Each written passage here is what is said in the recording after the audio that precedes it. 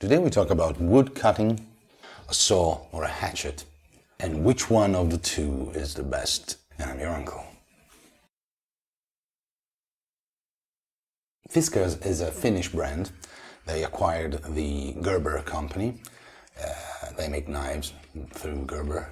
But here in Europe, Fiskars is mostly known for their camping and gardening accessories and tools. I'll start with this one because this is so tiny and cute. This is their hatchet, the smallest one, the X5. Then there's an X7 and so on and so on. They get bigger and bigger and longer. This one is really, really small. As you can see, this is my hand and I can simply hide it under it. So I had a hatchet with a wooden handle and it's a little longer, and I've always used it with pleasure, but sometimes it's just too big. I want to go light, super light if I can. I saw this one on a website, and I'll put a link in the description, of course, at the end of the video, and I said, okay, let's try it. It weighs 600 grams. So for a hatchet, it's nothing. Although it's still 600 grams in your backpack that you could get rid of if you went instead for a portable saw or a folding saw. Trust me, this is a Fiskars, but I've used it too much, so the name is gone. But a portable saw is my choice, and it's been my choice for years and years because they're cheap, they're light. This is, I guess, 200 grams. They're not too dangerous. If you're not experienced with a hatchet, you could injure yourself. With a saw, is kind of impossible.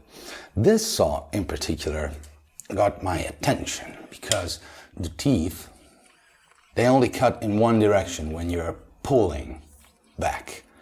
So when you push it forward again to cut again, it's easy because it glides on the wood instead of biting it. So it's easy, it's effective. It takes me a few seconds to cut a log to make fire, but sometimes I need to split a log. With a hatchet, whatever hatchet it is, it doesn't have to be this one, it takes a few seconds and almost no effort. So I go for a hatchet when I need to split a log. This one is really, really tiny. Let me show you. It's super small. Don't get me wrong, it's kind of having a wedge in your pocket. And I like the fact that the angle they went for is not an exact convex angle here on the edge, as it usually is on other hatchets. It's more of a knife edge, but it's very easy to sharpen. Which one to use and when? Well, as I said, I want to go light, always go light. So I would probably leave my X5, the little hatchet, at home. So my choice is the folding saw. The hatchet, on the other end, is faster. It allows you to split wood and chop it in a very easy way in a few seconds. But it can be dangerous, that's the point. If you don't know how to use it, if you never practiced using it, it can be dangerous, so be careful. As you can see, this one is so light because the handle is hollow. And I've seen people say, oh, this will make it fragile, but no. I've used it at least on a couple of occasions, and although I'm very cautious when I use it, I never felt it would break on me. Because sometimes you can use it as a hammer, although very dangerous when you use it as a hammer because the blade is facing you. So be careful.